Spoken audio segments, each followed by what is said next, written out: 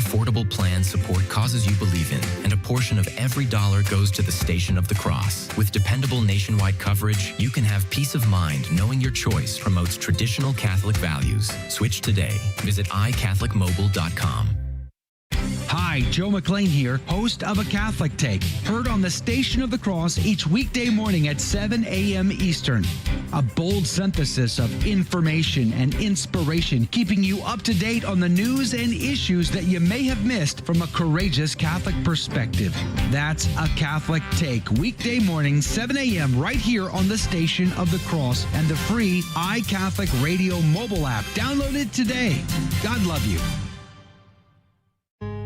At the Station of the Cross, we understand that life circumstances can affect your giving options, whether by moving or by switching banks and credit card numbers. Please let us know if recent changes have been made to your payment information so that we can better serve you as you continue to bless us with your financial support. Update your information today at thestationofthecross.com or by calling 1-877-888-6279, extension 104.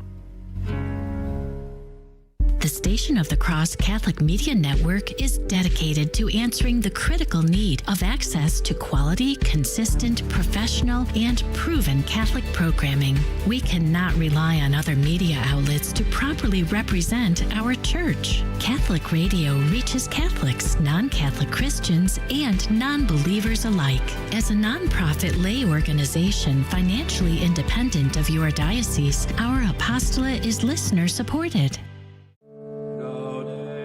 The Station of the Cross Catholic Media Network presents Saints and Seasons. On November 5th, we celebrate the feast of Saints Elizabeth and Zachary, parents of St. John the Baptist. As St. Luke relates in his Gospel, Zachary was a Jewish priest, and his wife Elizabeth a descendant of Aaron. The devout couple suffered from infertility until the angel Gabriel appeared to Zachary in the temple and announced that Elizabeth would bear a son named John, who would be a mighty prophet. Zachary expressed doubt, since he and Elizabeth were now elderly, and the angel punished the priest by striking him dumb until John's birth. Elizabeth was a close cousin of the Blessed Virgin Mary, and after the Annunciation, Our Lady made a long journey to stay with Elizabeth, who was then 6 months pregnant. The infant John the Baptist famously leapt in his mother's womb and was purified of sin at the sound of Our Lady's greeting. With the help of Our Lady, Elizabeth delivered her son and insisted that he be named John, not Zachary like his father. The mute Zachary confirmed this by writing down the name John, at which point his voice was restored, and he delivered his great canticle called the Benedictus, which the Church sings during the morning hour of lauds. After the birth of St. John, there is no certain history of Elizabeth and Zachary, though the Greeks believe that Zachary died a martyr for the faith. Also honored on this day are St. Guido Maria Conforti, St. Bertil, and many other martyrs, confessors, and holy virgins. For more about the saints and seasons of the Catholic Church, visit thestationofthecross.com/saints and seasons. There's no better way to start your day than with spiritual formation from inspiring priests. We have no power over the divine law. Furthermore, suppose we did. Suppose John Paul II tomorrow said, "All right, bring out your contraceptives. Pull out your scalpels. Unplug the children from their womb. Marry as you please. Unmarry as you please. Fornicate as you please." What would be the difference between the church and the world?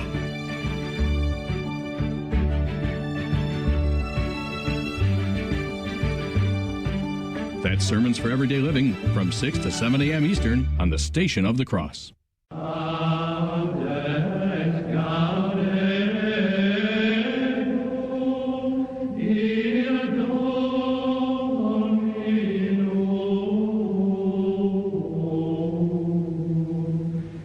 This is Joe McLean, and you're listening to the Station of the Cross, proclaiming the fullness of the truth with clarity and charity. Heard around the world on your Android and Apple mobile devices. Go into the world and tell every man that you meet, there is a man on the cross. A Catholic Take, What you need to know right now. A bold synthesis of inspiration and information. Keeping you up to date on the news and issues from a courageous Catholic perspective. A Catholic Take with Joe McLean starts now. Praise be to Jesus Christ. Welcome back to A Catholic Take, a bold synthesis of information and inspiration. I'm your host, Joe McLean. It's good to be on with you. Who's going to win? How's it going to come out? The race to 270 is on. Today is that day. Will we have an answer today? Probably not, but we are going to have a lot of fun along the way because, yes, there's a lot of very serious things at stake today. Praise be to God. There are, in fact, but it ought to be very interesting to say the least. And we're going to be broadcasting not just this morning, the live program, but tonight, a live stream tonight, 6 p.m. Central, 7 Eastern. Myself, Dr. Anthony Stine, producer Jake, and a lot of others like Eric Sammons, Michael Hitchborn, Rob Morrow, Mike Koniger, our good friend Sam McCarthy of the show. We're all going to be bringing to you live coverage of the election tonight and commentary. The race to 270. Polls are open in New York. Polls are open in Massachusetts. Some places in New Hampshire for sure, but not everywhere. I guess apparently you've got to like 11 o'clock in the morning to get those polls open in New Hampshire. Come on, Granite State. It's time to get up and get after it. Hey, by the way, the Dixville Notch, I'll get there eventually. The Dixville Notch vote. This thing goes back like 60 years. 6 people participate in this vote at midnight. And guess what? It was a split decision. Half went to Kamala, half went to Trump, which is very interesting considering I think the last 2 elections, Trump didn't fare all that well in the Dixville Notch midnight vote. This time, he at least got there halfway. Is that a sign of things to come? Maybe. Joe Rogan also endorsed Donald Trump yesterday. That might also be a sign of things to come. We'll be covering this today. We're going to have Dr. Leisa Marie Carzon on the team. She has a book out at Sophie Institute Press on Sister Dee Dee Bird, Sister Soldier Surgeon. We'll link to it in the show notes for you. She's coming up at 14 past the hour. We're going to be talking about the Catholics that are divided at the polls today, especially in light of this article that came out and over at ABC News that basically said, you Catholics, you guys are never on the same page. You know, and it really doesn't matter how you think or what you believe. It's all okay. You can rationalize everything. Well, we're going to get an opinion from Dr. Leisa Marie Carzon on that article at 14 past the hour. And, of course, we're going to have conversation with Dr. Anthony Stine at 30 past the hour as we prepare for this big day, this election day coverage. He and I tonight on the live stream. So we'll be getting his predictions. And I want your predictions. Who do you think is going to win? If you're on the live video feed, leave a comment. Let us know. We should put up a straw poll, producer Jake, and see where people are at today and this morning. So we have a lot to get to. Check out the show notes at the top of the hour at thestationofthecross.com/ACT. Let's get started. In the name of the Father, the Son, and the Holy Ghost. Amen. Remember, O most gracious Virgin Mary, that never was it known that anyone who fled to thy protection, implored thy help, or sought thine intercession was left unaided. Inspired by this confidence, I fly unto thee, O Virgin of Virgins, my mother. To thee do I come, before thee I stand, sinful and sorrowful. O Mother of the Word incarnate, despise not my petitions, but in thy mercy hear and answer me. Amen. In the name of the Father, the Son, and the Holy Ghost. And now your saint of the day. Saints Elizabeth and Zachary, pray for us. As St. Luke relates in his Gospel, Zachary was a Jewish priest, and his wife Elizabeth a descendant of Aaron. The devout couple suffered from infertility until the angel Gabriel appeared to Zachary in the temple and announced that Elizabeth would bear a son named John, who would be a mighty prophet. Zachary expressed doubt, since he and Elizabeth were now elderly, and the angel punished the priest by striking him dumb until John's birth. Elizabeth was a close cousin of the Blessed Virgin Mary, and after the Annunciation, Our Lady made a long journey to stay with Elizabeth, who was then 6 months pregnant.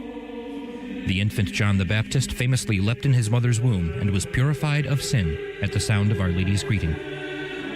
With the help of Our Lady, Elizabeth delivered her son, and insisted that he be named John, not Zachary like his father. The mute Zachary confirmed this by writing down the name John, at which point his voice was restored, and he delivered his great canticle called the Benedictus, which the Church sings during the morning hour of lauds, as well as on other occasions. After the birth of St. John, there is no certain history of Elizabeth and Zachary, though the Greeks believe that Zachary died a martyr for the faith. For more about this day and others in the Church's calendar, visit thestationofthecross.com/saints and seasons. Saints Elizabeth and Zachary, pray for us. And now your headline news. LifeSite News is reporting Pennsylvania Supreme Court rules undated ballots won't be counted. Big swing state, Pennsylvania could decide the election. We'll see. The Pennsylvania Supreme Court granted the Republican National Committee and Pennsylvania Republican Party's emergency request for a stay of an appellate court ruling, which stated that the Free and Equal Elections Clause of the Pennsylvania Constitution required the Philadelphia Board of Elections to count a set of undated envelopes in September for a special election for the state house. But while those envelopes did not directly concern the 2024 presidential election, if the ruling stood, it would have had major ramifications on the national race today. Therefore, the justices made clear that the appellate decision shall not be applied to the general election. Breitbart reports states ready National Guard in case of Election Day unrest. Several states, including some states plagued by Black Lives Matter and Antifa riots back in 2020, have readied their National Guards in case violence breaks out today. On October the 28th, devices with Free Gaza written on them were allegedly detonated inside ballot boxes in Portland, Oregon and Vancouver, Washington. The Portland police say that they are connected. In D.C., more than 3,000 officers will work 12-hour shifts during the election. Businesses near the White House are also boarding up just in case of unrest. U.S. Secret Service has erected an 8-foot-high fence around the White House and Vice President Kamala Harris's residence just in case. Epoch Times is reporting Oklahoma could set new record for November tornadoes after back-to-back storms. The National Weather Service was able to confirm that 6 tornadoes hit Oklahoma on November the 3rd. Boyd's EF3 was one of 2 officially confirmed to have wreaked havoc, along with 1 EF2, 2 EF1s, and an EF0. Numerous people were reported injured, with 11 needing hospitalization. Nearly 100,000 homes and businesses lost power, and dozens of structures were destroyed or damaged. The state's record for November tornadoes is 12 and has stood since 1958. We're halfway there, and we have 4 weeks to go. Let that sink in. And those are your headline news. Hey, the gospel today comes to us from Luke chapter 14, verses 15 through 24. When one of them that sat at table with him had heard these things, he said to him, Blessed is he that shall eat bread in the kingdom of God. But he said to him, A certain man made a great supper, and invited many. And he sent his servant at that hour of the supper to say to them that were invited, that they should come, for now all things are ready. And they began all at once to make excuse. The first said to him, I have bought a farm, and I must needs to go out and see it. I pray thee, hold me excused. And another said to him, I have bought 5 yoke of oxen, and I must go to try them. I pray thee, hold me excused. And another said, I have married a wife, and therefore I cannot come. And the servant returning told these things to his Lord. Then the master of the house, being angry, said to his servant, Go out quickly into the streets and lanes of the city, and bring in hither the poor, and the feeble, and the blind, and the lame. And the servant said, Lord, it is done as thou hast commanded, and yet there is room. But the Lord said to the servant, Go out into the highways and the hedges, and compel them to come in, that my house may be filled. But I say unto you, that none of those that were invited shall taste of my supper. The Gospel of the Lord.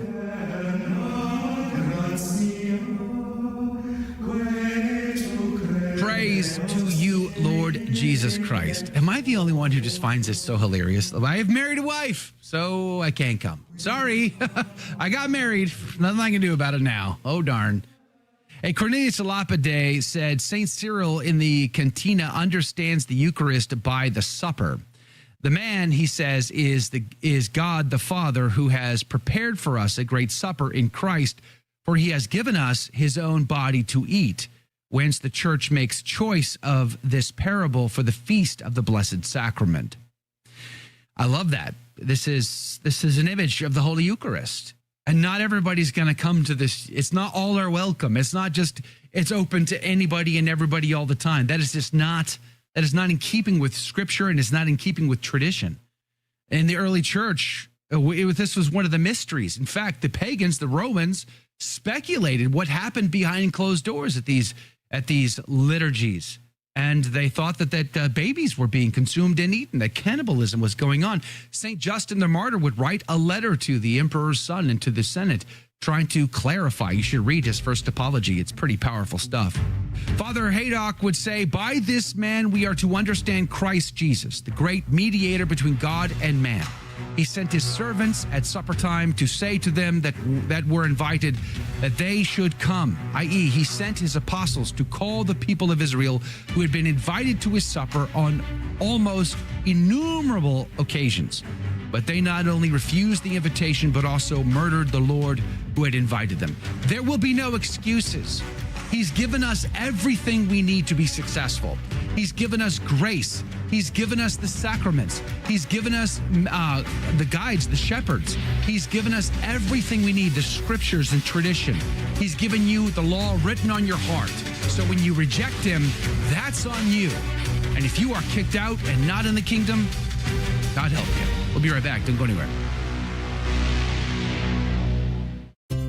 Introducing iCatholic Mobile, the mobile phone service that keeps you connected while supporting your faith.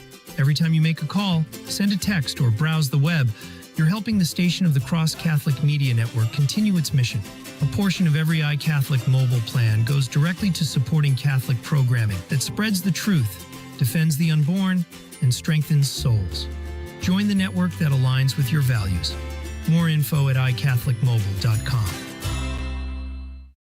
Download the app to take our programming with you wherever you go. Hear what listeners are saying about the regularly updated iCatholic Radio app. The programs on iCatholic Radio are uplifting, educational, and have served to deepen my faith as a Catholic. Thank you for this amazing station. Download the free iCatholic Radio app in your Android or Apple store today. If you already have the app, please consider giving us a 5-star review or telling a friend about it. Please join us in a prayer to our guardian angel. In the name of the Father, and of the Son, and of the Holy Spirit, amen. O holy guardian angel, take care of our soul and body. Enlighten our mind that we may know the Lord better and love him with all our heart. Help us in our prayers so that we may not give in to distractions. Assist us with your advice so that we may see the good and carry it out with generosity. Defend us from the insidious snares of the enemy and sustain us in temptations that we may always be victorious. Remedy our coldness in our worship of the Lord. Cease not to protect us until you have brought us into paradise, where we will praise our good God together for all eternity. Amen.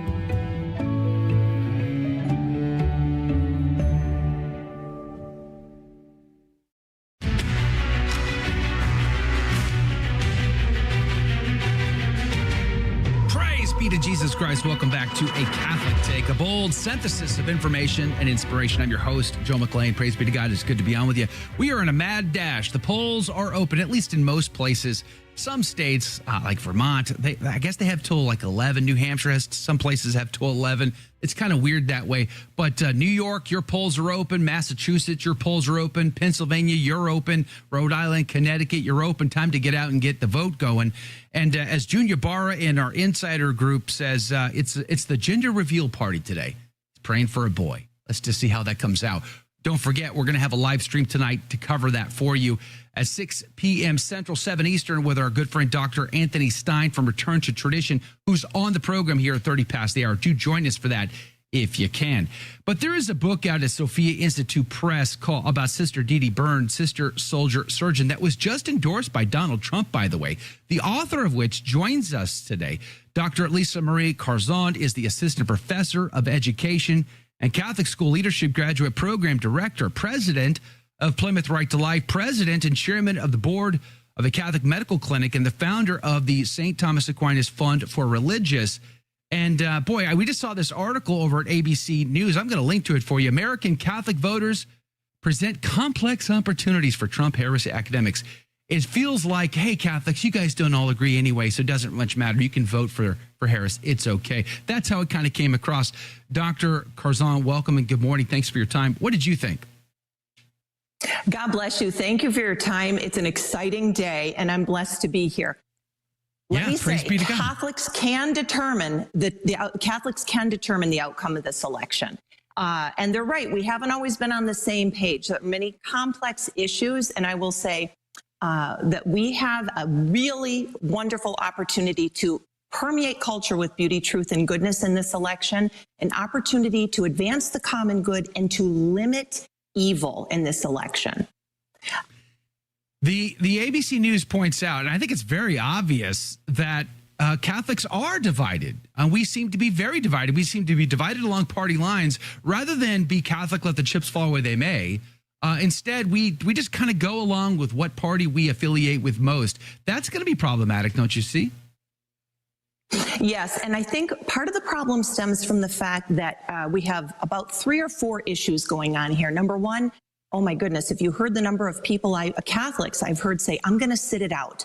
This is not the time to sit it out. Our Catholic Catechism teaches us not only do we have a moral obligation to vote, but that this opportunity to limit evil is even granted to us by our bishops, who say that this mandate to engage in political life is our way of going out into the world and proclaiming the good news to all of creation. And by the way, right from the USCCB's the bishops' documents themselves. Additionally, Cardinal Burke teaches us that, reflecting on JP2's Evangelium Vitae, a Catholic who is in clear opposition to moral opposition of procured abortion still can vote for a candidate who would limit that evil.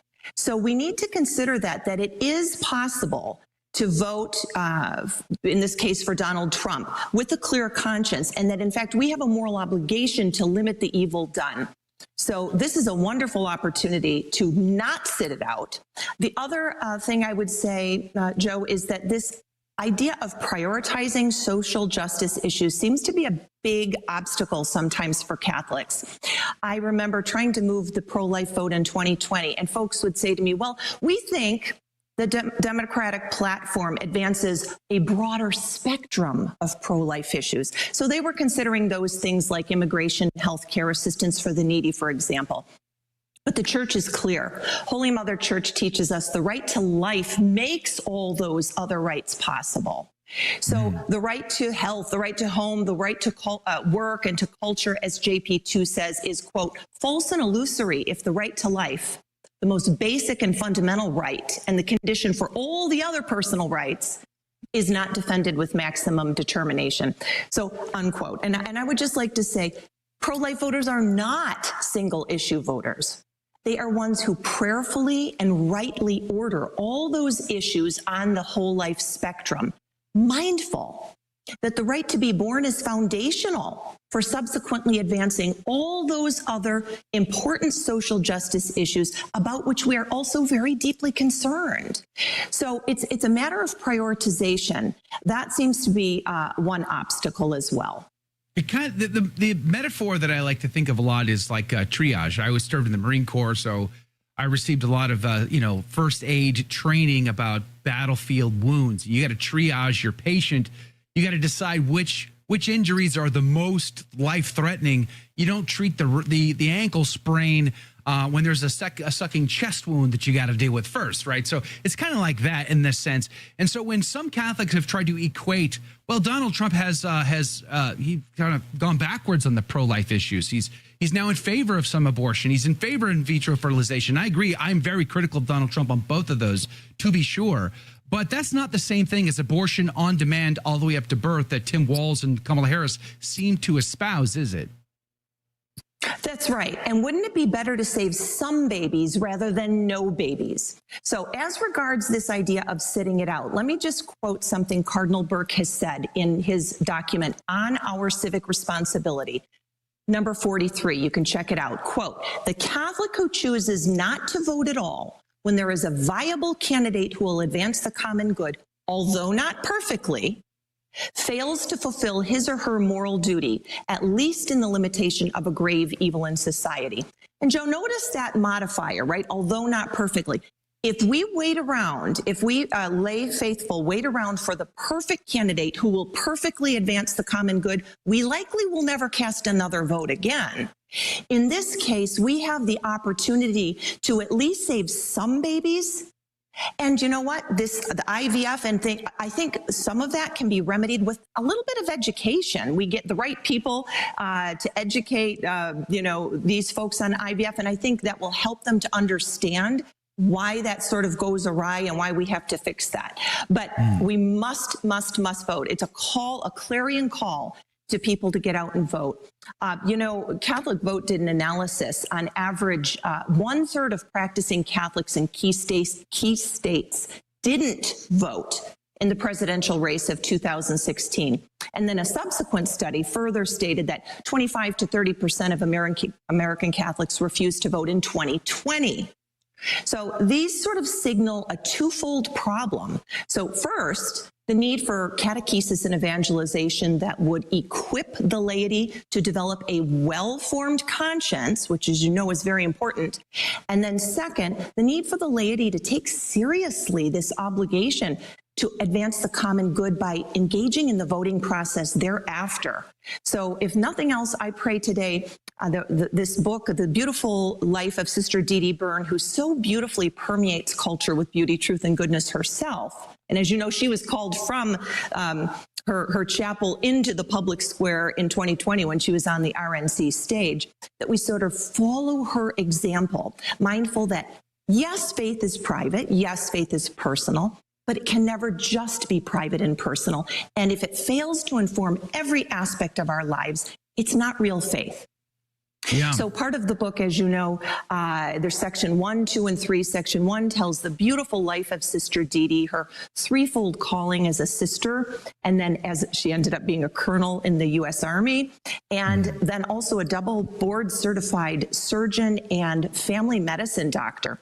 You can read about the inspirational stories of how she helped not only minister physically, literally piecing our soldiers back together in Afghanistan in the Nuba Mountains when people would be brought to her sliced and diced with limbs on one stretcher and their bodies on another, piecing our soldiers back together, but also that her call to help heal spiritually as well. Part 2 of the book is a beautiful week in the life of Sister Dee Dee Byrne. I was blessed to shadow her for a long time after for these past 4 years since 2020. And in one 7-day period, she reversed 3 chemical abortions. I'll briefly tell you the story of Abby, who was walking out of the Planned Parenthood where we were praying one morning. She walked up, and by the way, Abby's not her real name. Everything was changed, right, to protect identities. But she walked up to Abby and said, "I'm a physician." Now, mindful, she's in her full habit, head to toe. "I'm a physician. If you just took the RU486 pill, I can help you reverse it. Within 72 hours, I'm begging you to please call me." Abby did call Sister, and when she ended up in the clinic, which is in the basement of Sister's convent, she also works at Catholic Charities, but runs a clinic in DC in her basement convent, Abby cried and said, "Sister, I'm a Catholic. I haven't been to confession since I've been 9 years old. Do you think God is going to forgive me for this? I knew immediately after taking that pill that what I did was wrong. I'm so grateful you were out there to call me, call me back to your clinic." And Sister said, "Yes, but the question is, will you forgive yourself?" We had the blessing of taking that young girl not only to lunch, but to confession right after that appointment. Wow. She wanted to go to confession. It was one of those moments that ranks up there in my life as one of the most impactful. So you get to read about those stories. We're going to link to this book, Yes. SophiaInstitute.com. You can find it on Amazon too, and you can leave them a review that might help them, sell more books and get out in front of more people. But I like sending you to the actual publisher's website, SophiaInstitute.com. Put a link to it in the show notes. Dr. Carzon, we only have a minute or so here left with you in this segment. I want to ask you, you're from Michigan, and Michigan is a battleground state. There are 15 electoral votes on the edge here. Which direction do you think they're going to go? How do you call this election? I'll tell you, there is a huge trending for Trump in the Muslim and in the Black community in Michigan. We are really, really hopeful. And I have good friends in both groups that have been telling me we are all trending for Trump right now. Truly, my clarion call is my concern about the Catholic vote. So it is really a clarion call. Please, I'm begging folks, get out and vote. Catholics need to vote. And remember, third-party voting, writing in a candidate, I had somebody say they were going to write in the Holy Spirit as a third-party candidate. That limits our ability to advance our Catholic values in society. Electability is important.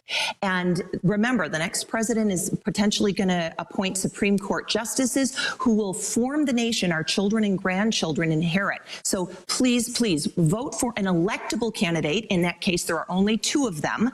And Donald J. Trump is the one who is going to best advance our Catholic values. He is going to best limit the evil done, albeit not perfectly, as Cardinal Burke says. That's okay. We can still, with a free and clear conscience, vote to limit the evil done.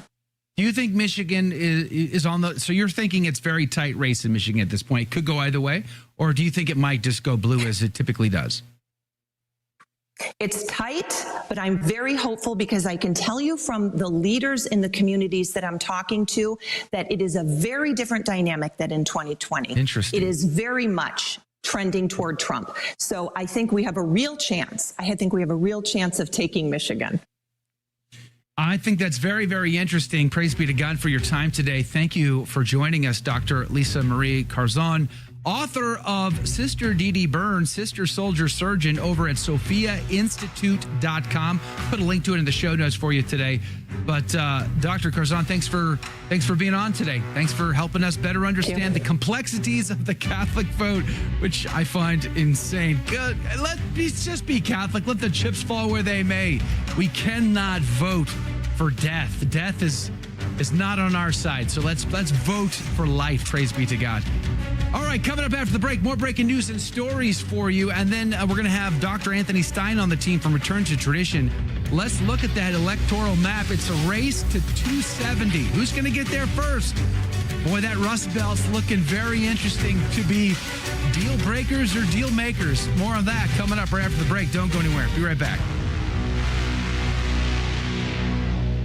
In 1937, 20 years after Our Lady appeared in Fatima, Pope Pius XI wrote the encyclical on atheistic communism, precisely to warn the faithful about Russia's errors. Pope Pius XI, quote, "Atheistic communism aims at upsetting the social order and undermining the very foundations of Christian civilization. For the first time in history, we are witnessing a struggle, cold-blooded in purpose and mapped out to the least detail between man and all that is called God," close quote. Now that is really interesting, because right there, the Pope is quoting from 2 Thessalonians 2:4. That's the section that St. Paul is writing about the Antichrist. This satanic scourge is in opposition both to reason and to divine revelation. Entire peoples find themselves in danger of falling back into a barbarism worse than that which oppressed the greater part of the world at the coming of the Redeemer.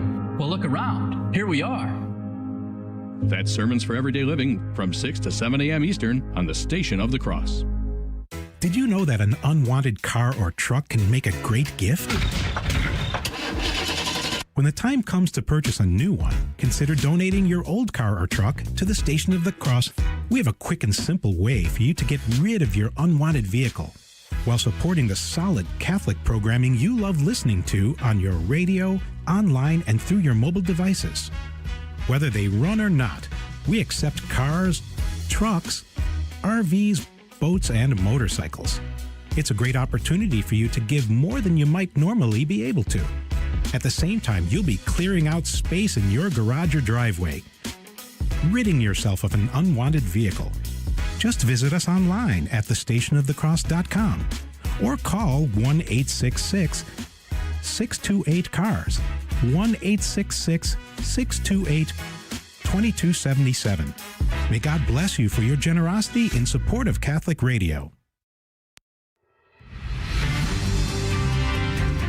Praise be to Jesus Christ. Welcome back to A Catholic Take, a bold synthesis of information and inspiration. I'm your host, Joe McLean. And today's news segment is brought to you in part by iCatholicMobile.com, our good friend, sponsor of the Station of the Cross. iCatholic Mobile, the only Catholic phone company that I know of, unlike Charity Mobile and Patriot Mobile, who support some very questionable things sometimes. iCatholic Mobile is on the team. There's no salvation outside the church. They believe that. We believe that. And a portion of your phone bill could support us in what we do. Check them out. They're waiving that fee when you send them my name. Tell them Joe McLean sends you at iCatholicMobile.com. Hey, The Pillar reports 4 German bishops say synodal way at odds with the global process. In a November the 4th joint statement, the 4 diocesan bishops criticized the German synodal way in light of the recently ended Synod on Synodality in Rome. The bishops said that in their view, the goals of the German synodal way and the global synodal process do not go hand in hand in terms of content.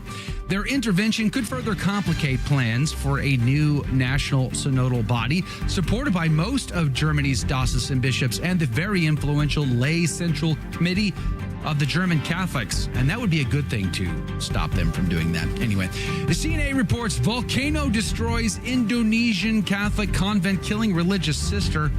A volcanic eruption destroyed a monastery in Indonesia on Sunday, leaving at least 10 people dead.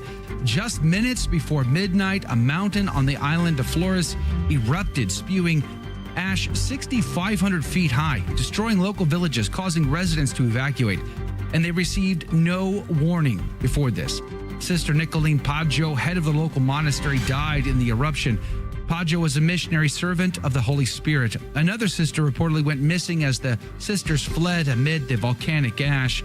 The San Domingo Minor Seminary, less than 4 miles from the crater, was also damaged. At least 14 people living in the seminary were injured, and an entire family was also among those whose lives were claimed by the volcano. Let's pray for the repose of their souls today. Catholic Vote reports lawmakers say that the Pentagon failed to ensure service members could vote. In a letter to Biden-Harris Defense Secretary Lloyd Austin, 3 House Republicans wrote that they were concerned that the Pentagon has not done enough to make our service members aware of their options for voting.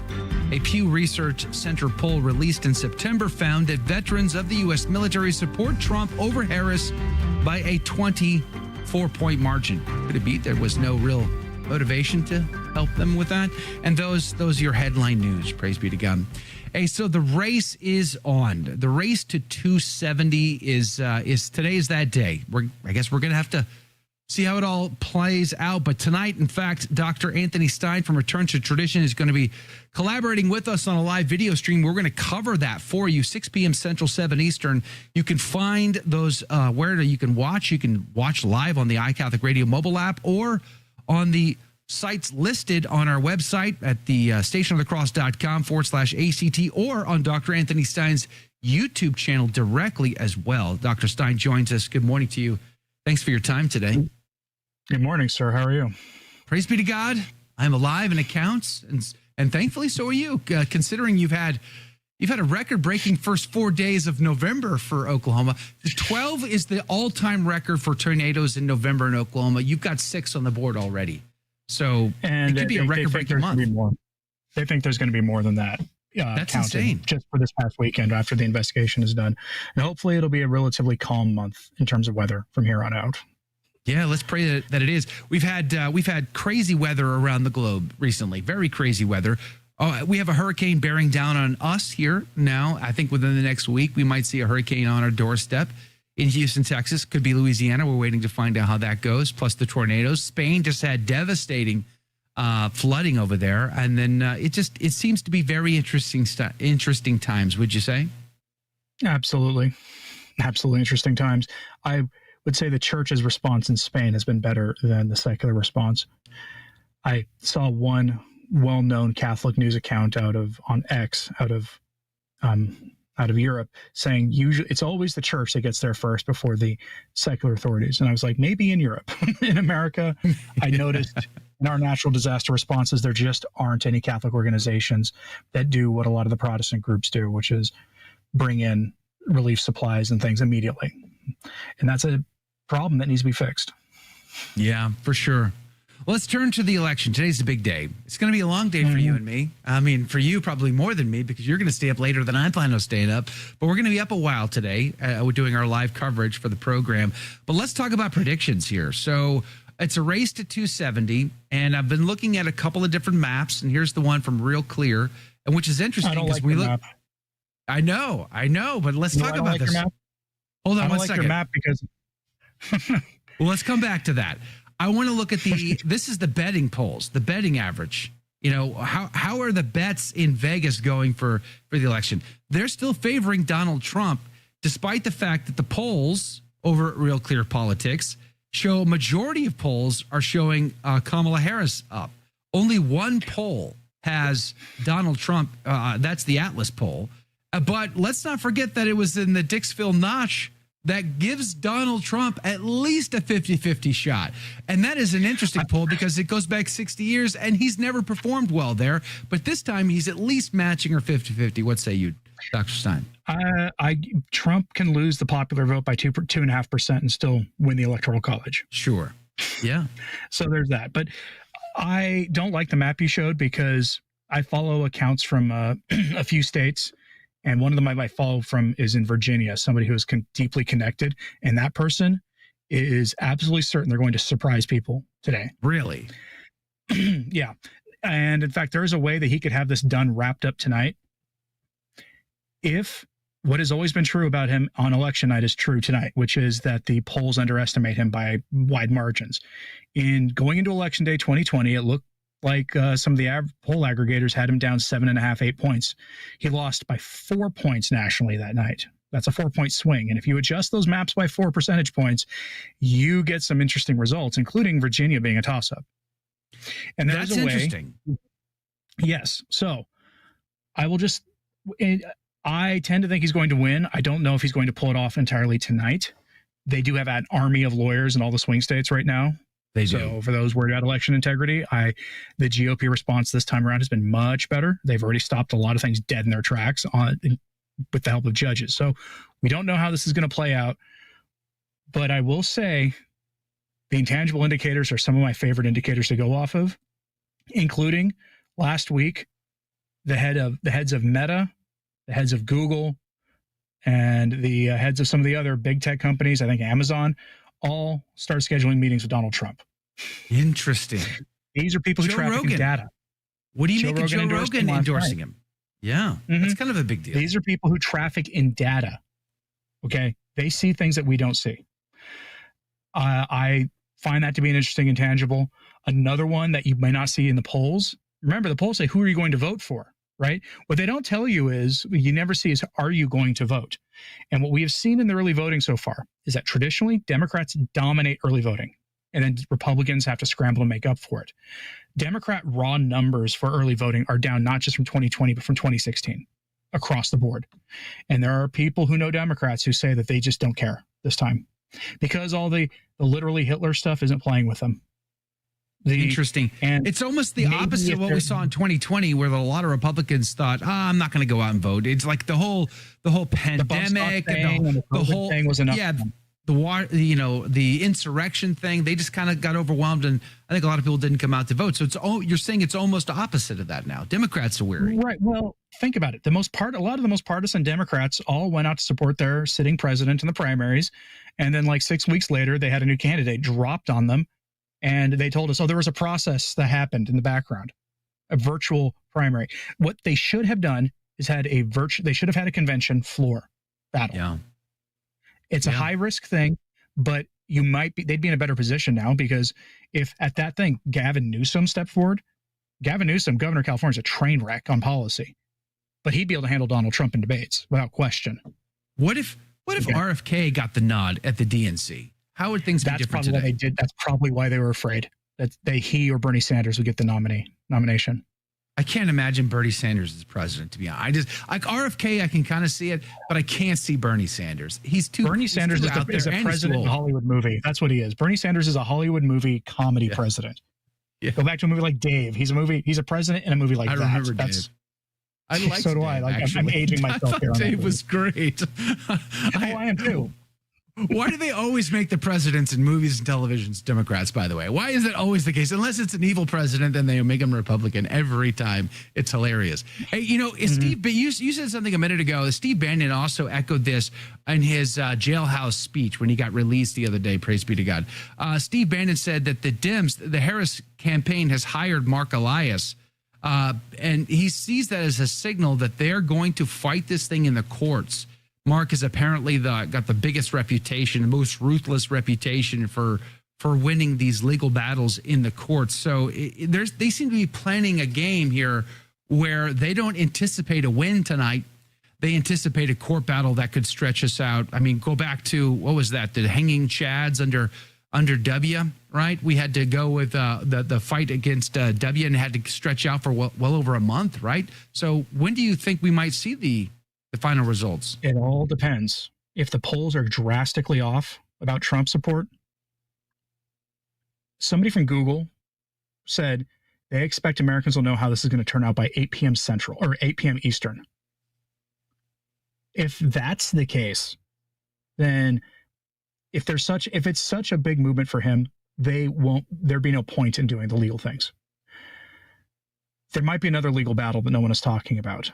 November 26th is Donald Trump's sentencing, lest we forget. Right. And I expect the Republicans will expand their lead in the House tonight and capture the Senate, which means certification is a done deal for them. But if that doesn't happen, there are influential Democrat leaders who said they will not certify a Donald Trump victory no matter how much he wins by. Really? This is why you should go out and vote. You may not like Donald Trump.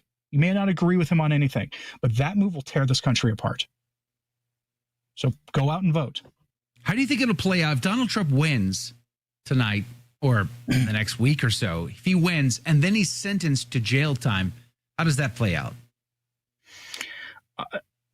I believe this is in New York where he's facing this. I almost think that the governor of New York, a Democrat who doesn't like him, will probably pardon him, or the judge will either note all the constitutional problems of the case and dismiss the case, or your third option, maybe we'll send him to jail, and then you'll have a discussion in Congress at certification. Interesting. This would end up at the Supreme Court. And the one thing I can tell you is there's enough constitutional problems with that case in New York that if it ended up at the U.S. Supreme Court, the Supreme Court, who does not like getting involved in these things because of Bush v. Gore, will probably get involved. I cannot imagine this court not getting involved this time because of everything, how much the court has come up in this election. They have threatened to pack the court. You don't do that you don't threaten that to the Supreme Court and then not expect them to get involved. But again, I have a map in my head of if the margins are really, really off, like some observers think they are, of how this could be wrapped up by 8 o'clock, 9 o'clock Eastern tonight. Well, let's go over that after the break. 6 Central. It wouldn't be that long to our live stream, honestly. Well, that'll help for bedtime because, boy, it's going to be a late night otherwise and up early the next day. And right back at it here on the program. But I've got a blank map, and I'm thinking because we're right up against a break here, maybe we come back, maybe you can help us. We'll create a map that's in your mind of how you think things are going to play out. I'm very curious on some of these Rust Belt swing states on how they will play out. You've got Michigan and PA. Yesterday, I had Jason Jones on. Jason Jones felt like the Christians from the Middle East living in Pennsylvania are coming out hard for Donald Trump, because they think he's the guy who can help give them relief in their home countries back home, like their family, the Armenian Christians that are forgotten, that have been persecuted heavily. We've forgotten all about them. So very interesting to say the least. To say the least. The White House has done nothing for them. Right, exactly. 100% not done a thing. So we're going to be talking about this with Dr. Anthony Stine from Return Tradition right after the break. Don't forget, we're doing the live video coverage tonight of the election results.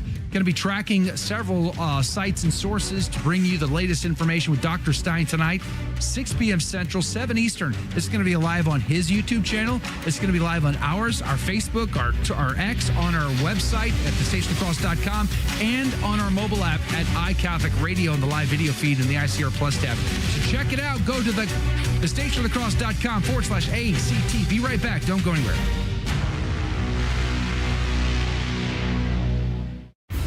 Ask a Priest Live, weekdays at 6 p.m. Eastern on the Station of the Cross. We'll bring you a different priest each weekday where you can participate in a live Q&A on the topics that matter. To get your question in for Father, call 1-877-511-5483 while the show is live. Email us anytime at priests@thestationofthecross.com or visit our show page at thestationofthecross.com/askapriest.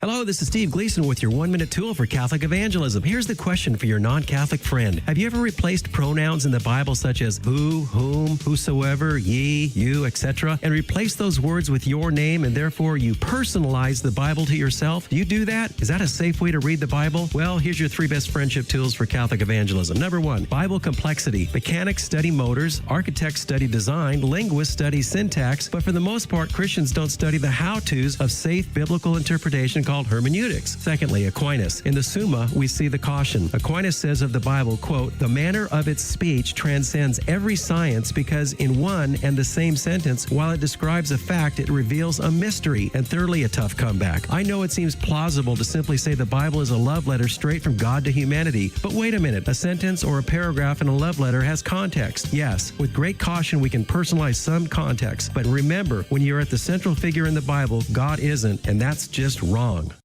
Catholic radio has just been a lifesaver for me. I still listen to it every day. I start my day with it. I listen to it all day long as much as I can. I am very grateful for it. It's just an amazing thing to have as I am new to Catholicism. Obviously, it's not only helping me, but it's helping so many other people on their walk. Thank you. God bless you for iCatholic Radio. It has changed my life. Donate today at thestationofthecross.com.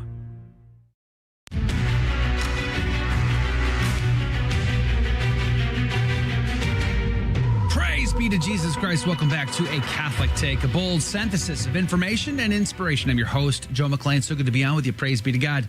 Hey, we got a straw poll going over on our YouTube feed, and I'm sure our good friend Damon's put it on the Telegram group as well. And we're asking for your predictions. Time to put your cards on the table. Let's see how you fare here. 88% say Donald Trump's going to win. 0% on YouTube right now is saying Kamala Harris. 3% say other. And 10% say not voting at this time. So very interesting results there. More on that as we go. And probably we'll see the poll results over on the Telegram group as well.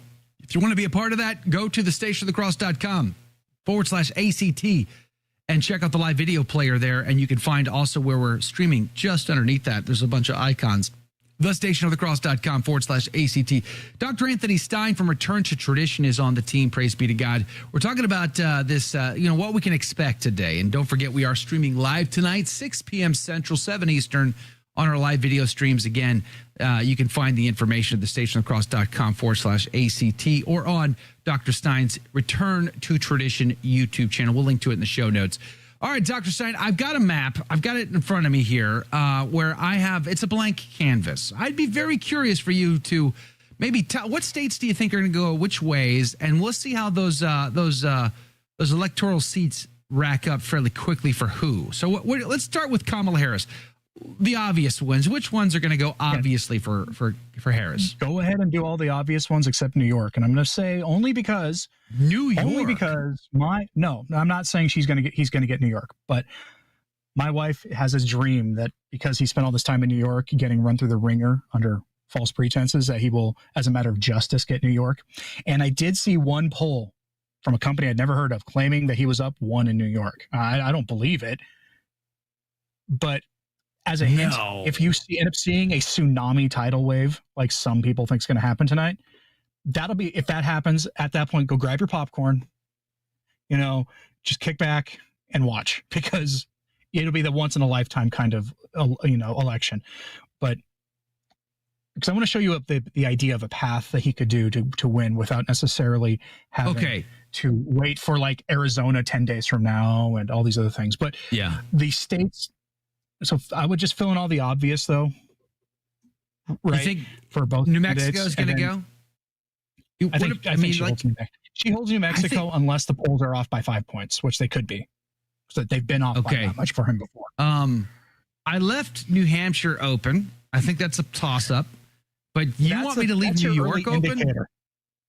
New York, and you got Virginia open as well. I do, because here's your thing.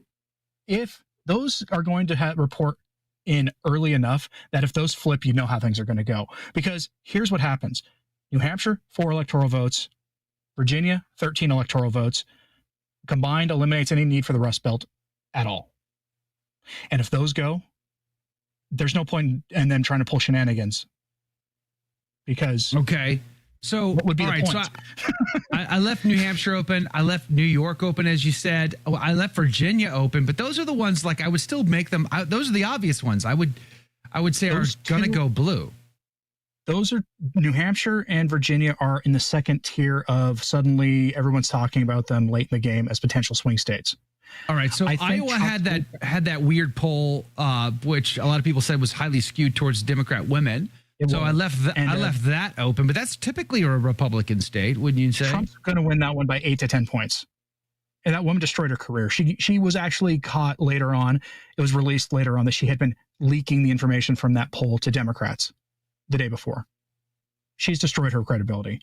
I don't know what's going to happen for her in the future, but I would fill in all those obvious Republican ones. Oklahoma, definitely Republican.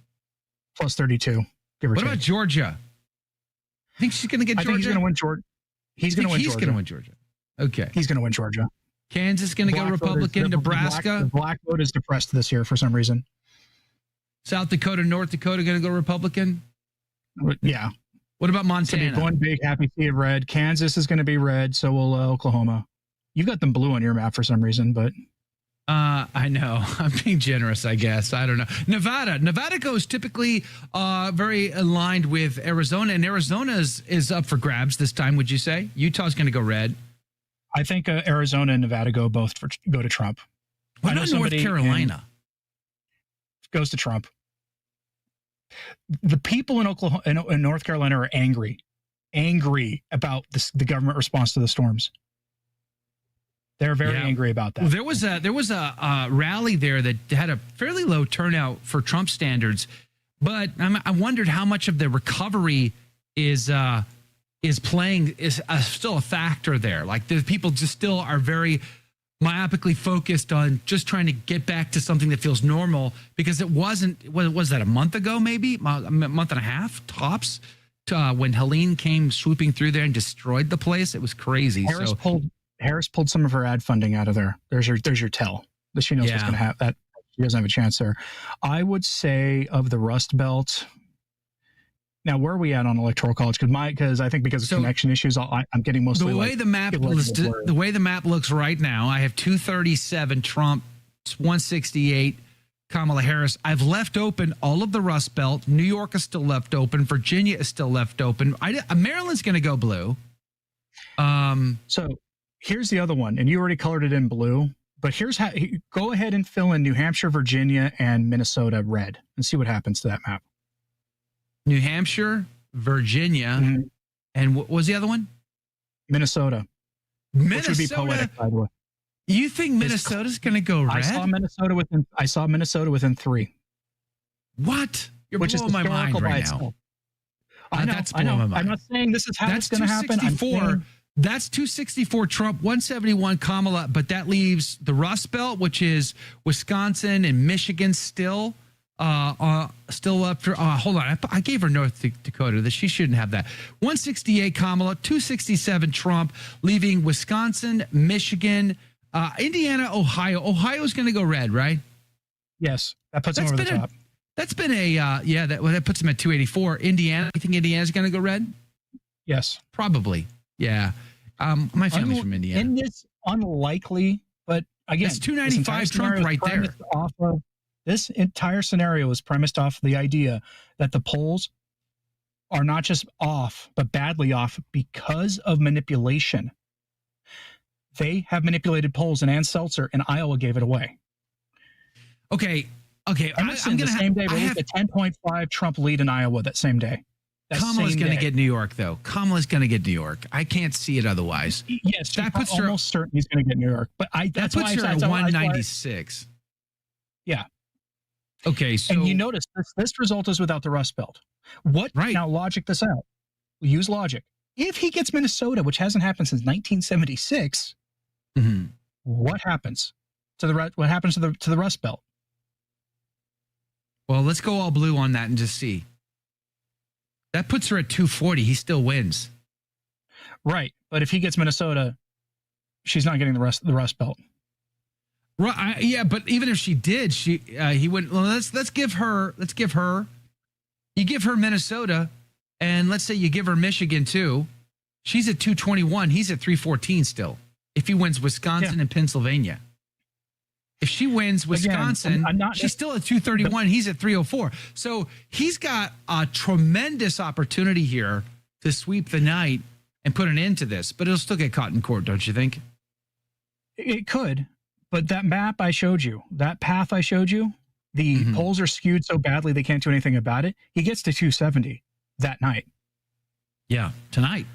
There are other, as I was saying to your producer during the ad break, there are other ways they could deal with him besides this side of the courts, including the November 26th sentencing for him, or the certification, depending on how the House goes, or just boxing him as president, or interesting a Butler solution. Interesting things are going to happen today, praise be to God, and for the rest of the week. It's not going to be boring.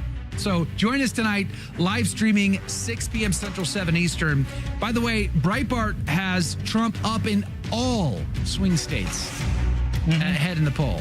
Let that sink in for a second. With the exception of Minnesota. The exception is Minnesota and Virginia.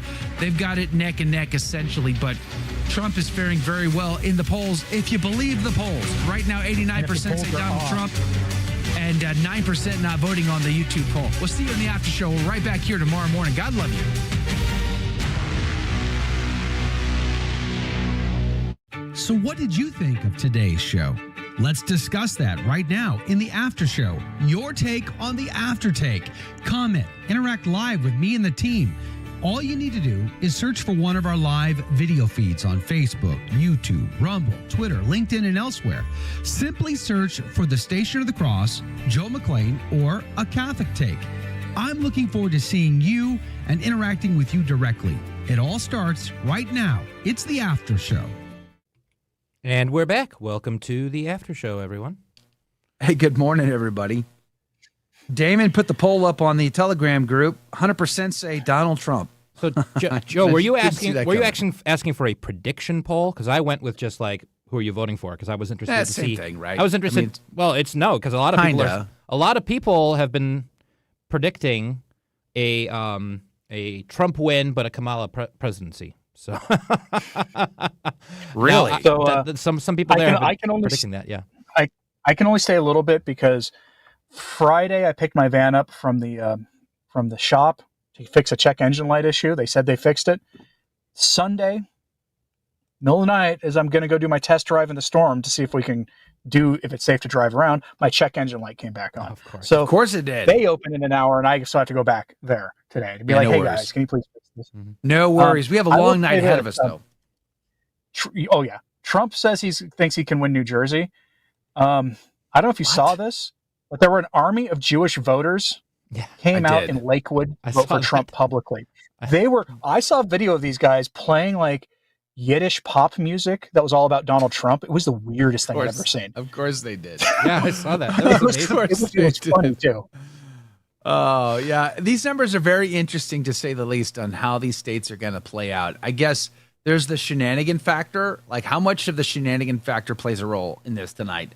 There's already issues. Maricopa County has been warning us now for weeks and months. Hey, don't expect any totals. So what do you think? You're going to see irregularities. I will say I've been watching presidential elections my entire life.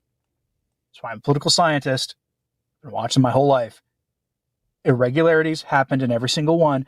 I remember that in 2004, back before I was a Catholic and when I was a sort of a center-left Democrat, freaking out because all of a sudden electronic voting machines were switching votes from Kerry to Trump, or not Kerry to Trump, Kerry to Bush. Mm-hmm. I remember that. Okay. I remember irregularities. There's a certain amount of them that are normal. Will you see shenanigans?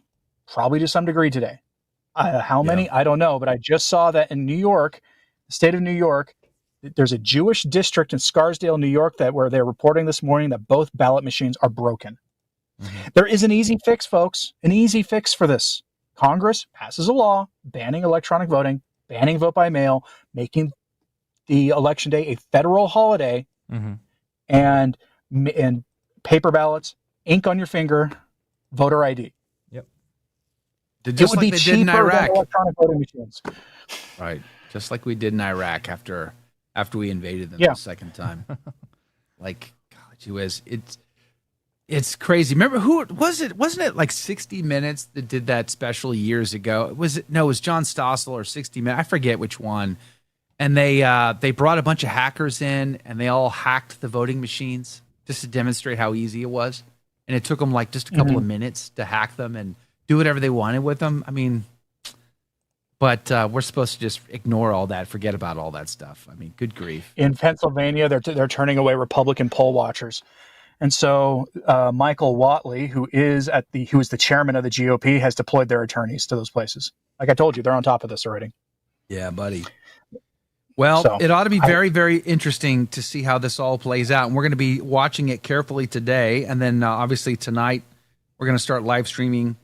And we have some guests lined up. Praise be to God. Mike Koeniger, friend of the show, he's going to be on. Michael Hitchborn is going to be on. Eric Sammons is going to be here. Praise be to God. Rob Morrow, friend of Malachi Martin, is going to be on. He's going to be joining us tonight. Sam McCarthy, praise be to God, is going to also be joining us live from Ireland. I mean, he's going to be up really late. We think we're late. He's really late. He's 6 hours ahead. He's going to be joining us, too, to give us some commentary. Up early, very early. Yeah. So it ought to be very interesting to see how it all plays out live and in person tonight. But and we'll have to just see how the electoral map, what transpires. Very interesting. I wonder how much of an effect things like Kamala Harris is, having to deal with Joe Biden's garbage comment, or Donald Trump having to deal with his comedian's Puerto Rico comment, which was distasteful. Like, how much do you think that plays into this? How much factor is there in people who are just swayed by pure emotion? I think by the time that Puerto Rico comment came out, everybody made up their mind already. I think people have made up their mind for a long time. Yeah. And I've been watching poll manipulation for a while. These polls are being manipulated. How badly? We'll find out. We're going to find out. And this is why, when I was talking about intangibles, one of them is sort of voter energy. Democratic vote across the board right now is well below average. And they don't vote on election day. They typically vote early where they can. And the early votes across the country have been down dramatically. Which poll do you think is the most accurate? Atlas, Intel, and Rasmussen. Interesting. Okay. Didn't Rasmussen's top pollster say he said Trump might look like Reagan in 1980? Yeah, that might be a little hyperbolic. Yeah. Well, remember, 80 was the lesser of the Reagan landslides. So it was. It was 84 was the last, was one of the, not the last, but the last, I think, Republican dump the garbage campaign. Yeah. Which is what I've been characterizing this. I have this hypothesis that they were going to try to win, but they knew they were climbing uphill. So if they won, great. But otherwise, let's put forward two people who no one cares about, and who will not harm the party's long-term chances. Yeah. And that would be Kamala Harris, who no one likes. No one likes her. Mm-hmm. She was the first to drop out 2020. Okay. And Tim Walz, like, nobody has even heard of that guy outside of Minnesota. Mm-hmm. It's so insane to me that that's your pick. Kamala Harris, the most left-leaning senator when she was in Congress, and Tim Walz, a San Francisco liberal. Yes. Literally. Right. She is the insult that the Republicans have always hurled. Yes. Unbelievable. And very anti-Catholic. I didn't even bring that up today. Yeah. Incredibly anti-Catholic. That's like making James Martin a cardinal, okay? That's the equivalent. Man. Like, it's not even reasonable. You're not even close to trying to find the middle ground in America with choices like this. Kamala Harris and Tim Walz are incredibly far to the left and progressive. Absolutely Shapiro insane. is a moderate, and they could have gone that way. They could have jiggered up a primary, or not a primary, but a convention where Josh Shapiro and Gretchen Whitmer were their nominees, and they still would have raised $1 billion, and Trump would be down 8 to that right now, because Josh Shapiro is a moderate sounding. He's got a lot of baggage, and Gretchen Whitmer checks that box, and they're two swing state people. And the problem is Gretchen Whitmer has that same problem that the high-ranking Democrat women have, which is there's just this aura of unlikability about them. Scolding. I don't know what it is. Scolding. It could be that in that party, to advance that far, you have to be unlikable. Yeah. Just, you have to act a certain way. Nikki Haley kind of has it too in a different way. I think I don't know what other women in the GOP are electable to that office. So. Politics involves a certain, success in politics involves a certain Machiavellianism, and the traits of Machiavellianism can come off as, they're masculine traits. So, or whether for good or bad, they are more masculine traits. So when you see them in a female politician, it's much less likable than a guy who you think, oh man, he doesn't seem like a nice guy, but at least he seems like a good leader, or this, that, or the other. Feminists noted this 20 years ago. I had to read a book in a women in politics class in grad school, and it was taught by a professor who, on the first day in the 2008 election, said she was a Hillary Clinton supporter and wanted everybody to know her bias up front, just because it would be more honest that way. And I'd sort of appreciate the candor from her on it. But she said she fully expects the first president, a woman president, to be a Republican woman.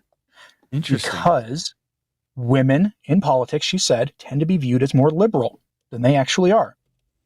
I hope, if Kamala wins, that's actually true.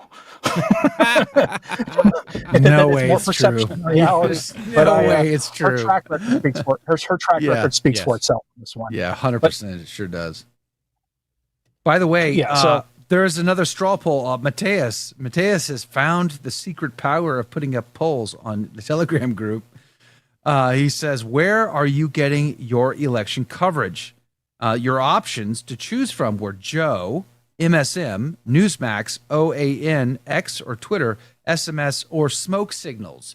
And there is a tight race between Joe and Smoke Signals going on in the Telegram group right now. If I can figure out a way to go out to my truck and join the Zoom call, you'll get Smoke Signals during Joe's segment. So. Really? Oh, wow. Voting for Kamala Harris, that is what I hear. Wrong kind of Indian, Joe. Oh, sorry. My bad. Wrong kind of smoke. My mea culpa, mea maxima culpa. Hey, by the way, we do have now the poll over on the YouTube says 89% Donald Trump, 1% Kamala. So we do have somebody on the board for Kamala. We spelt it Kamala Harris. Kamala. That's hilarious. That's how her name's spelled, right? Kamala. My phone, sure, why not? Kamala. Oftentimes when I type out her name on my phone, it comes out as Kamala Harris. That's funny. Kabbalah. That's a Freudian slip. That's a Freudian slip. That is. 3% say other, and 7% say not voting over on the YouTube poll right That's now. The thing is, I'm wondering. This is my fault for making the question. I just kind of put it up as election day. People might be thinking, oh, who is going to win? So that doesn't necessarily mean that someone's voting for Harris. It just means that they might be thinking. Well, I guess overall, what we want to know is the predictions. Where do you think it's going to land? That's where we're kind of asking. So maybe we could. I don't know if you want to take that one down, put up a different one. Maybe we could do that. An explicit prediction poll. Yeah, like what do you predict? And that prediction can be different than who you want to win for sure, right? Like, do we predict that Trump will actually win this thing, or is it going to go the other way? That's, I guess, what we're wanting to know from you. So let us know what you think here, praise be God. Hey, Mateus and Sharon, good morning to you. Jerome, good morning. Go ahead, Dr. Stein. I will go on a limb and say he will win, and you know why?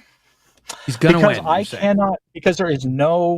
cannot chalk it up to coincidence that the guy survived an assassination attempt by turning his head, and that every single legal mechanism that should have worked on him did not work, and that he has the greatest comeback story since, in real life, comparable to whatever Rocky movie it was, where Rocky loses his championship and then somehow wins.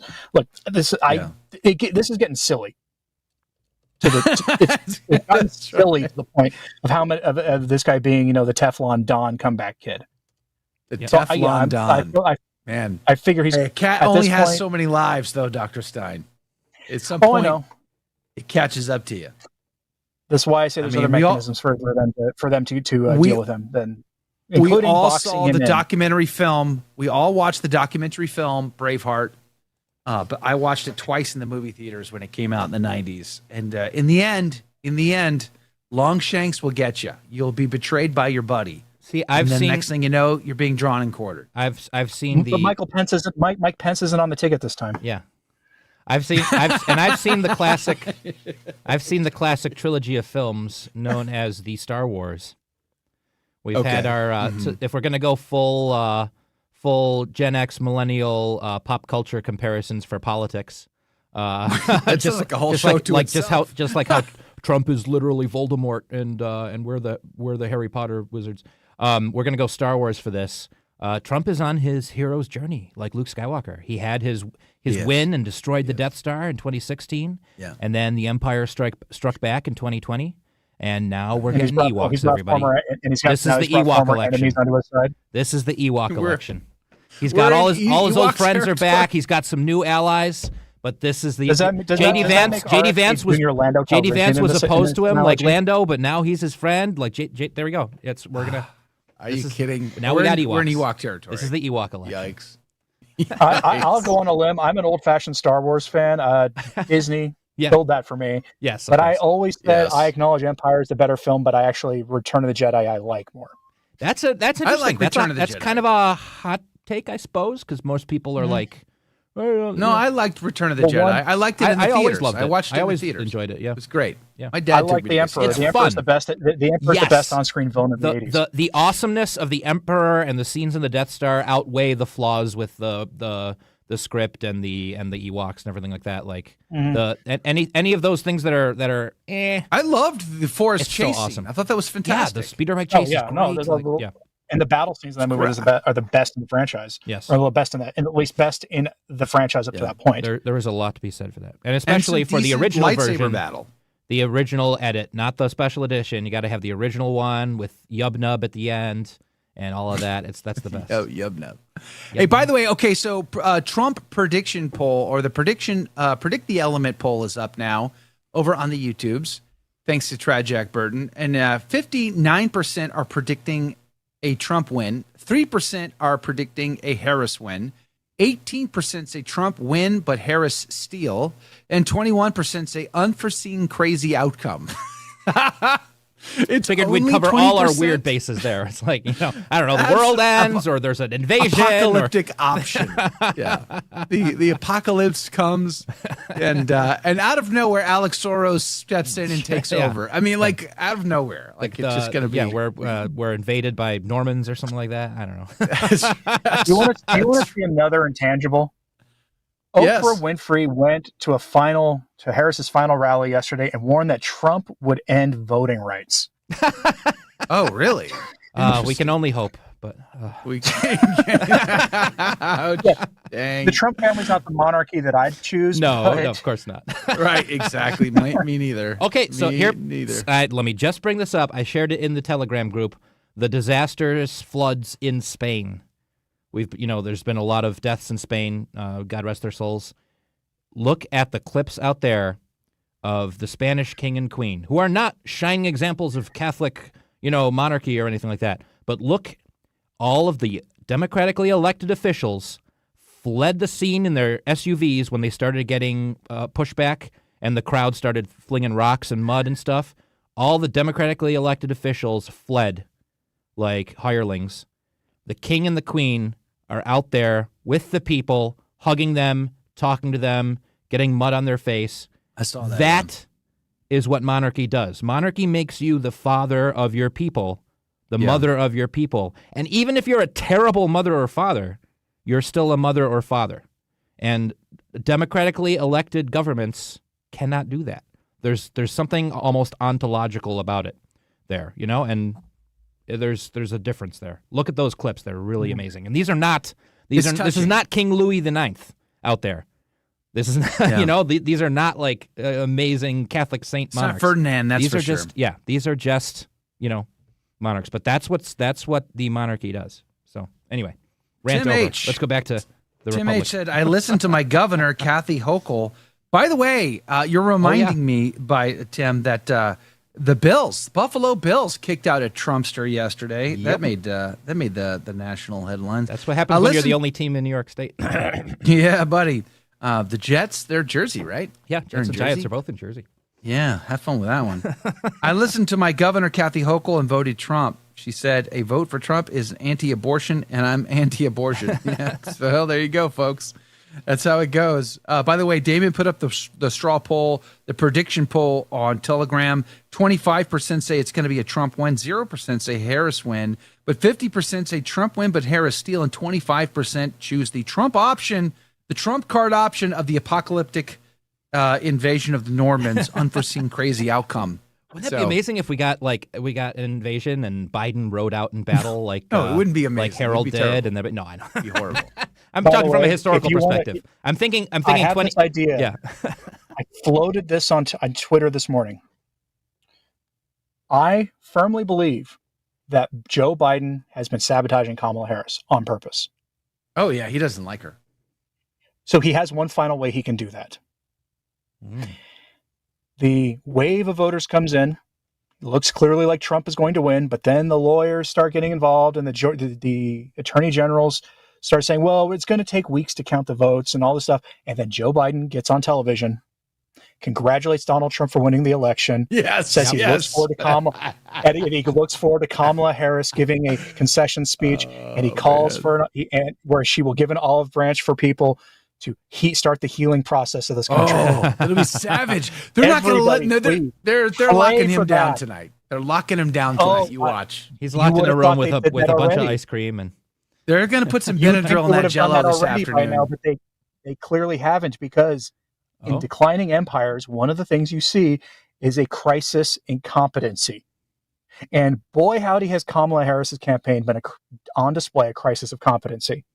Oof. So pray that Joe Biden, whether he does it as a matter of justice, he does it for good reasons, or he does it for old-fashioned revenge, pray that he gets on TV tonight and congratulates Donald Trump for winning the election. Man, that'd be savage. I mean, they're friends. Savage. He was wearing a Trump hat. He said Trump said he gave him a call, and they had a great chat. It was hilarious. Not like Donald Trump, but of all people out there, he knows Donald Trump isn't the German dictator. Yes, that he's not going to be some guy like that. Exactly. Of all people, he knows that better than anybody else. Yeah, they all know it. Mm-hmm. Putting all politics and even church politics to the side for a second, when Joe Biden put that Trump hat on, I thought that was endearing.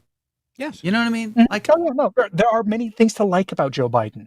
I thought that was there sincere really and endearing. I thought, good for him. It's okay to have a sense of humor. It's okay to just, be present with these people and not pretend like they're the enemy. They're the garbage that he would later say and call them. Just like there was a brief moment there where he seemed somewhat human to me, if that makes sense. And I thought we need more of that. Praise be to God. Yeah, there are things to like about him. There's a reason the Scranton Joe thing is mostly real. It's a lot of fakeness underneath it, but there's a real endearing quality to the man. Mm-hmm. And this is going to be a very interesting night. Oh, yeah. If it doesn't turn, if all of the hype about record numbers, huge turnout, what if that doesn't happen? Then it's over. I've been looking at pictures online from this morning of Election Day. It's happening. The lines are full of the lines are predominantly men standing in line in Delaware and other places. Really? Those are pictures I'm seeing. According to the West Seneca Republican Committee, as of, 15, 20 minutes ago, Board of Elections is reporting that 20,000 people, total voters, have voted in just 1 hour here in Erie County. Yeah, which is it's happening. Big. There's big turnout means I think Trump's going to win in a electoral. The Democrats you could have probably not categorize it as a landslide. The Democrats have been not mobilizing their voters. Usually, I can tell you this from when I worked in student government in college. It's one of the things I'd like to see changed. They have a complex voter Get Out the Vote campaign. The most widely known part about that, the most publicly known part of it is called Rock the Vote. Celebrities, musicians get out and tell you to rock the vote. You didn't see that this time. College campuses have been much lower on that because young people are much more Republican now. The most Republican since Ronald Reagan. And so they were afraid that if they got a bunch of their voters out, that they were actually helping Trump. Interesting. And that's part of the reason why this may go bad, very, very bad, so badly for them that Mark Elias is just called to go home and prepare for the other legal things that they'll try, like the sentencing. Wow. And trying to convince the Republican Congress not to certify the election, or working on or helping them draft impeachment articles against him, or something else.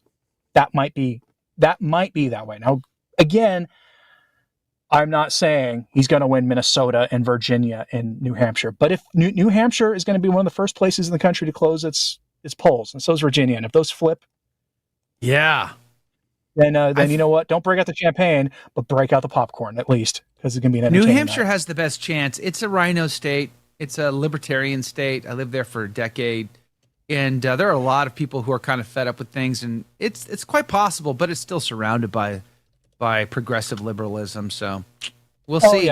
We'll see. There's a lot of reasons it won't, but I'm just going to make an electoral college map here right now. That is the Sun Belt and then New Hampshire flipping red. And you know what that does to the election? 272 for Donald Trump. Yeah. He's got a lot of options. He has a lot more options than Kamala Harris does to win. Way more. By the way, I'm looking at a live video feed. Was true in 2020. The opposite was true in 2020. He had a very narrow path to victory. I'm looking at a live video feed from Associated Press, and interestingly, they have Brooklyn, New York, Black Mountain, North Carolina, Atlanta, Georgia, and Pennsylvania. They don't tell us where in PA. I think that's interesting. And all four of their live feeds, they are conspicuously no lines, no waiting. Looks boring as all get out.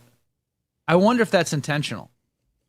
I wonder if that is too, because that could be a double-edged thing. Oh, look, those short lines, go vote.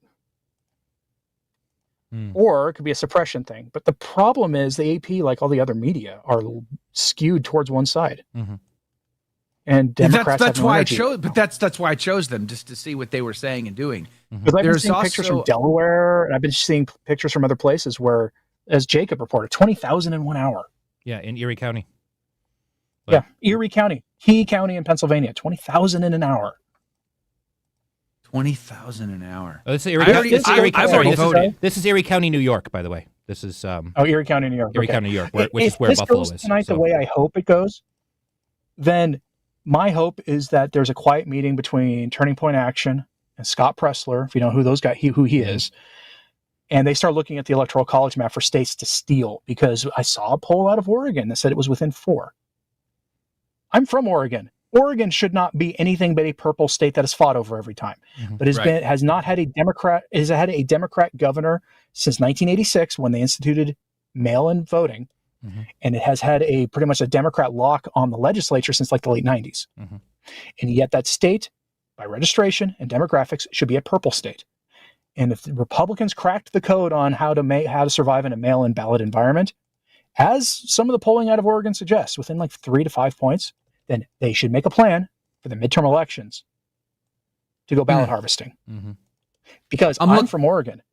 I worked in student government. There was an organization called the Oregon Student Association.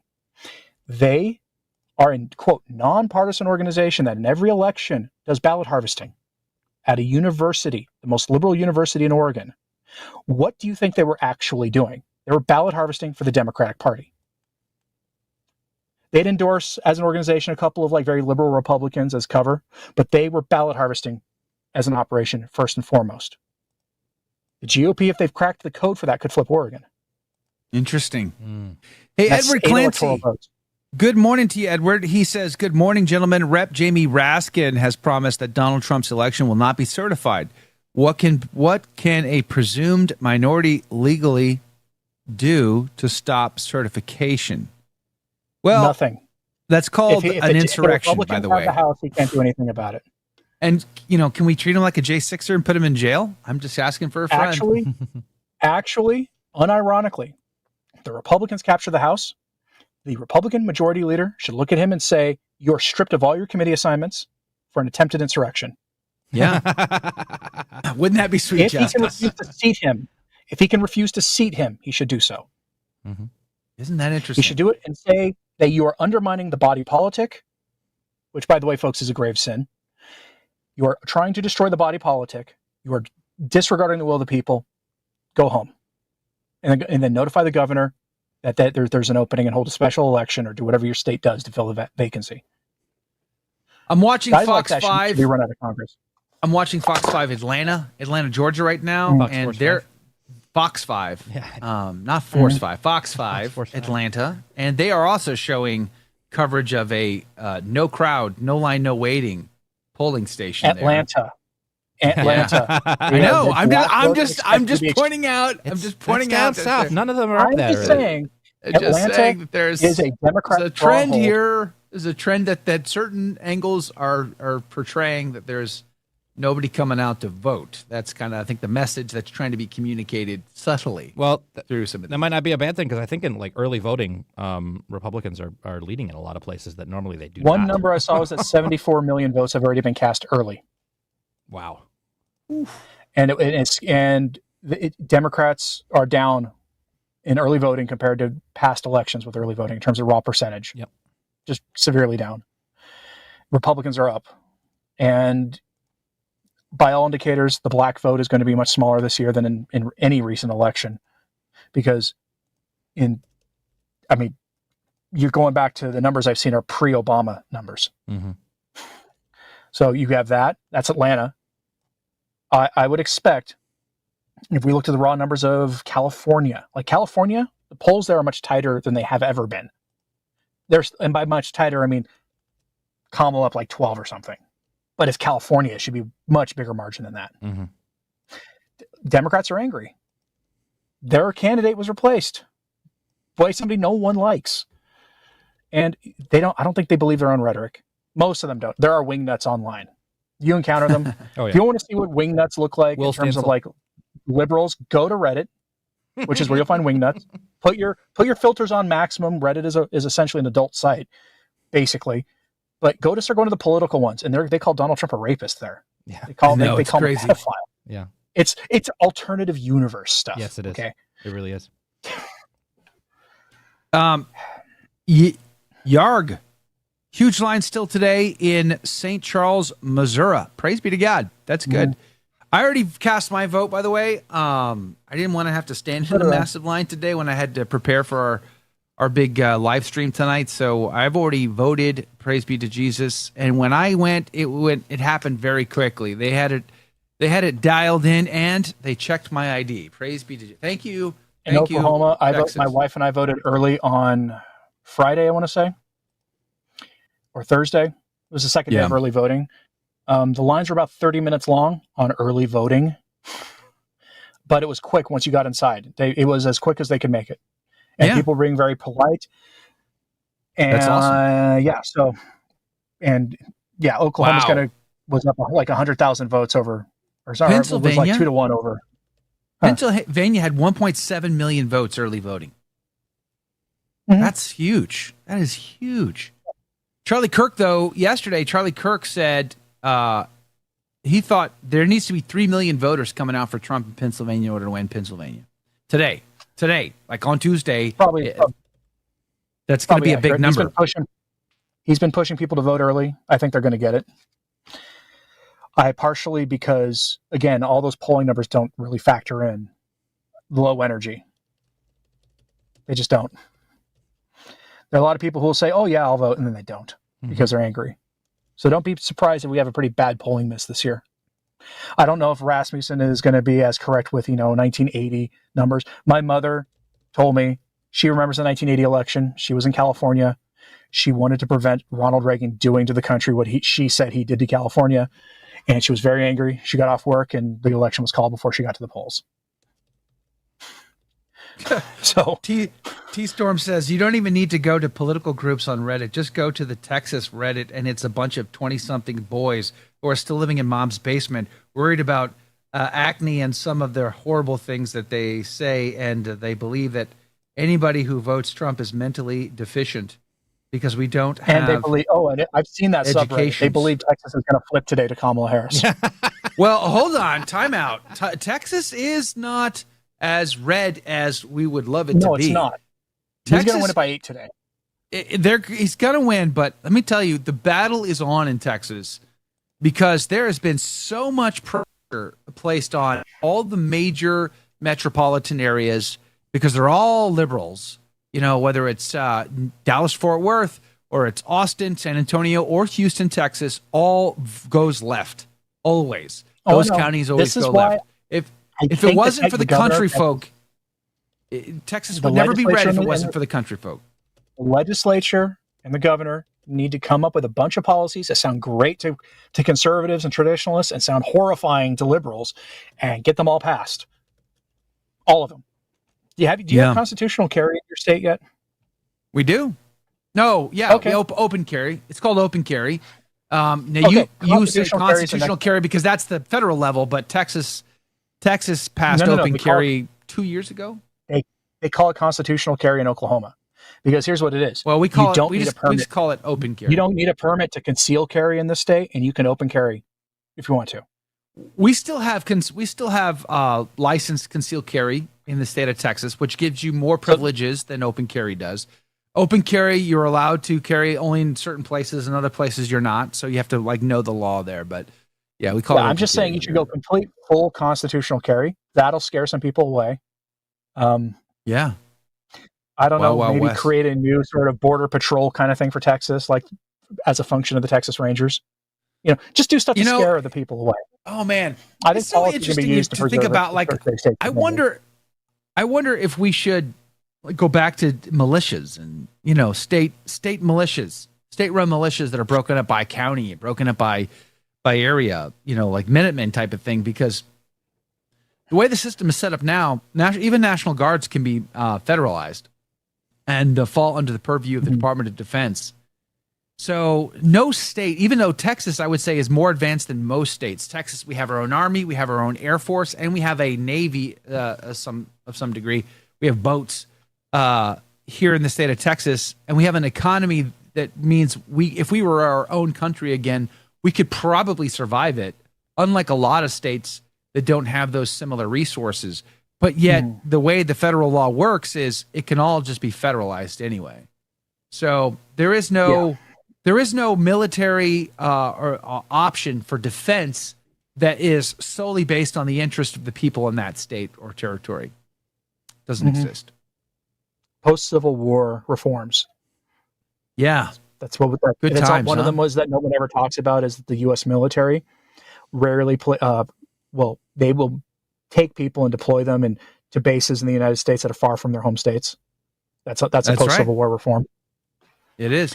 And in the South in particular, because we were occupying the South after the war, which is interesting because General Longstreet, who became Catholic after the war, when he was a surveyor in New Orleans, he converted to the Catholic faith and he joined the Republican cause, and he gave himself over to implementing General Grant's vision after the war, which got him a lot of criticism from his fellow Confederates post Civil War. In fact, they got into a tit-for-tat battle over what he did or did not do at the Battle of Gettysburg and how responsible he was. And ultimately, he very cordially put that responsibility back on General Lee, which I think was right to do. But nonetheless, we look at the map, the electoral map, and we see now how red the South is. The vast majority, like even Georgia's probably going to go Republican this time around. Florida's no longer really a swing state anymore, thanks to the governor there, I would argue. So you got the majority, like all of the Deep South is now red, but they were all liberal Democrats in many ways, going in the antebellum period, going into the Civil War and post-Civil War period. They were deep Democrats there, and it was people like General Longstreet, the Confederate general who converted Catholic, who helped to change all of that to Republican today. I find that interesting.